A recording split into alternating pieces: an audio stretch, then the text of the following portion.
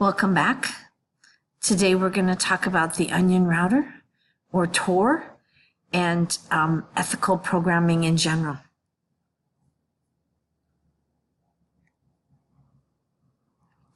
Most of the internet is actually what I'll call underground. And by that I mean not visible on the surface web. The dark web is used for political protests and political organizations, drug trafficking, hacking, selling counterfeit money, and other illegal and legal activities. There are search engines for the dark web, but they're not as good because they have a much larger challenge to overcome. They have to look where things are hidden. So what is a dark net? How do you turn out the lights? Believe it or not, all you're doing is using a different protocol. Most surface protocols are TCP. So again, you turn out the lights by using a protocol that the other machines cannot read. Most of the internet, hate to say most, the surface web, for the most part, runs on TCP/IP or UDP/IP. TCP stands for Transmission Control Protocol, and IP stands for Internet Protocol. UDP is Universal Datagram Protocol, some kind of datagram. I can't remember what they use for. And they are the light. These are the protocols that most machines know how to talk. Machines know how to read TCP, they know how to read IP in the 7-layer operating stack. This is usually layer 3-4, this is layer 1-2, layer 3-4, and layer 1-2. These protocols allow you to figure out where a message came from, to trace it back to locations, etc. And if you use a different protocol, it's harder to trace back.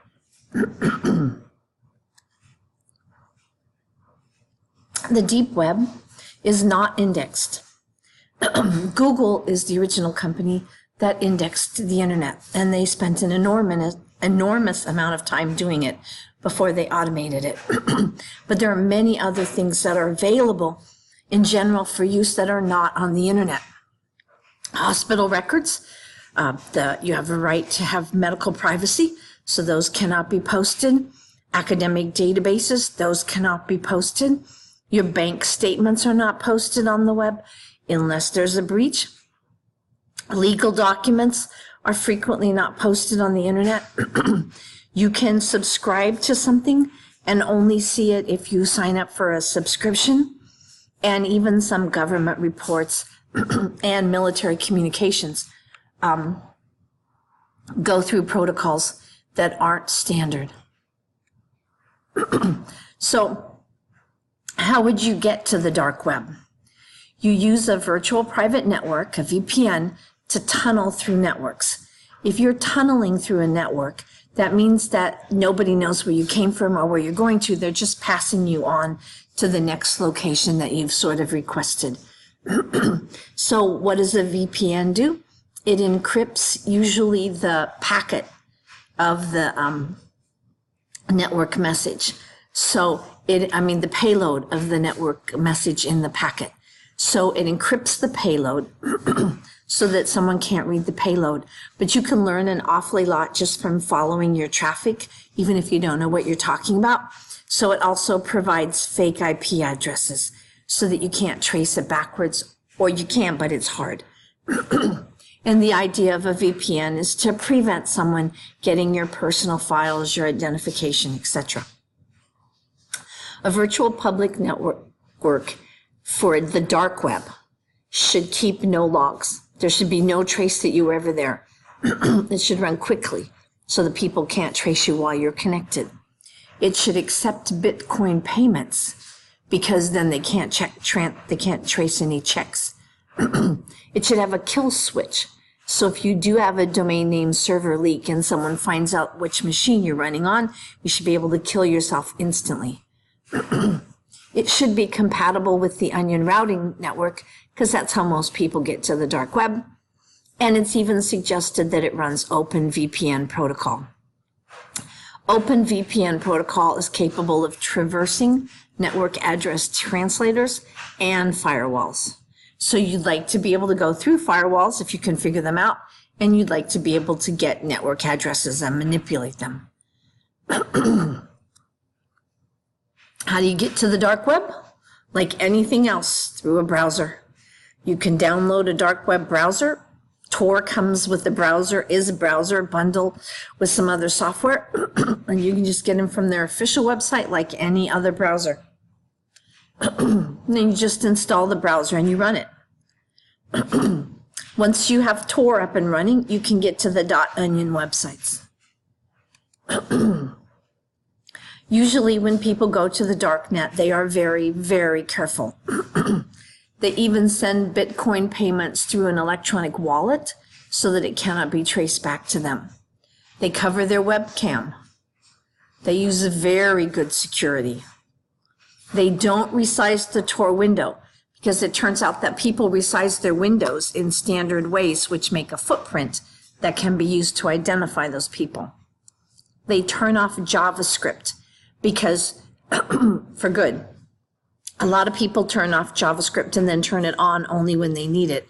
But those whitelists are also a footprint that hackers can exploit to try and figure out who you are. They disconnect the mic.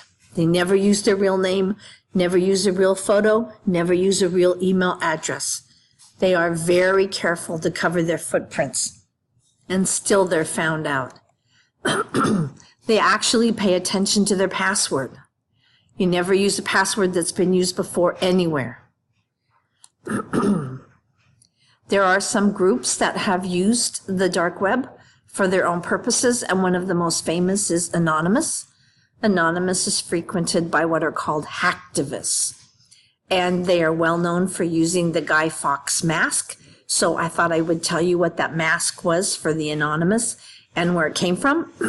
The gunpowder plot of November 5th, 1605 failed in England, but they wanted to assassinate and then restore the Catholic head of state in England, and celebrated each year afterwards on Guy Fawkes night. People would come out with masks sort of like we have now, and they would celebrate that they in fact put down this rebellion. So it was called Guy Fawkes night, and they came out in the masks. What does Anonymous do? They're well known for distributed denial of service attacks. They will attack government websites. They will attack corporations. And for some reason I absolutely cannot understand, they attack Scientology. They have something against this group of people. I don't know what it is. I haven't been able to figure out all that Scientology stuff. Why is it good to have an alternative to the surface web? You can avoid cyber surveillance, whether you're doing something bad or something that you just don't want to be known. You can avoid cyber censorship. So a lot of people who join Anonymous, and by the way, if you join Anonymous, you're anonymous. They are against cyber surveillance. They are against cyber censorship, and they are sometimes view themselves as internet vigilantes. I must have spelled this wrong. Let's see.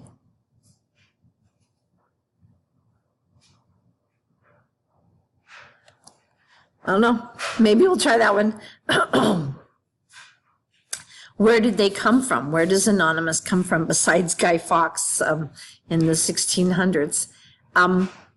In 2003, there was an image board group called 4chan, and it held some of these views on anti-cyber surveillance, anti-cyber censorship, and it morphed into what we now know as Anonymous. Anonymous claims to be for anarchy, at least across the internet. They don't want anybody policing it, and they want sort of a global brain where everyone can work together. Anonymous is decentralized. It doesn't really have much of an organization at all.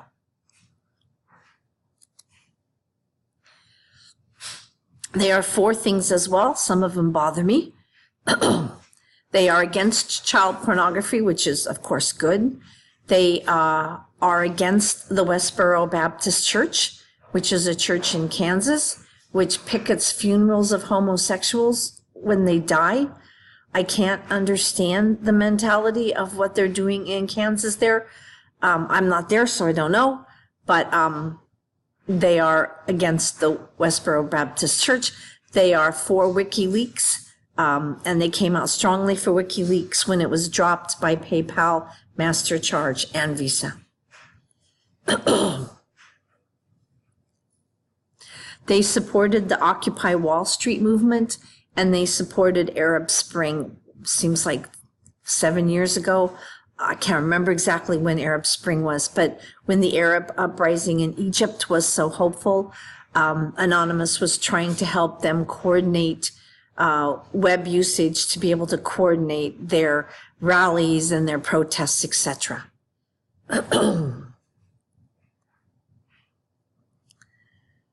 So we'll go back to the Onion router. Tor is a tunneling protocol. A tunneling protocol, once again, goes through networks without the network actually knowing what it's passing along. It's resilient to website fingerprinting, maybe 3% accuracy in that task. It's for free software. It totally supports anonymous communication, and it's run on a volunteer overlaid network. The overlay is over the surface web. So people donate their computers to be able to use Tor. So Google has a bank of computers that we run a Chrome on. Instead of having a bank of computers, you have individual people with their computers sharing their computational resources. And of course, it focuses on anonymizing itself so that it can be difficult to use network surveillance to locate someone and difficult to do traffic analysis.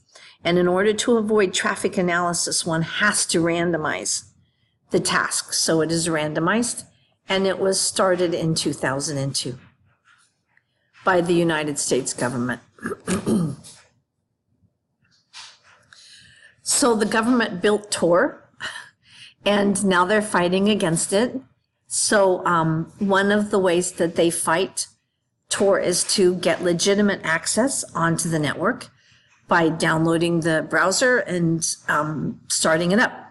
And then they save all the keys and the seeds for all of the encryptions, and they use these combined with statistical analysis to try and determine what the actual encryption algorithms are and what the order of the encryption is. Then, when they break into different pieces, they slowly build a network usage map, trying to isolate which computers are involved in the dark communications. And the NSA, the National Security Agency, as well as other people, are in fact trying to do Tor attacks. I'll stop here and start the next tape.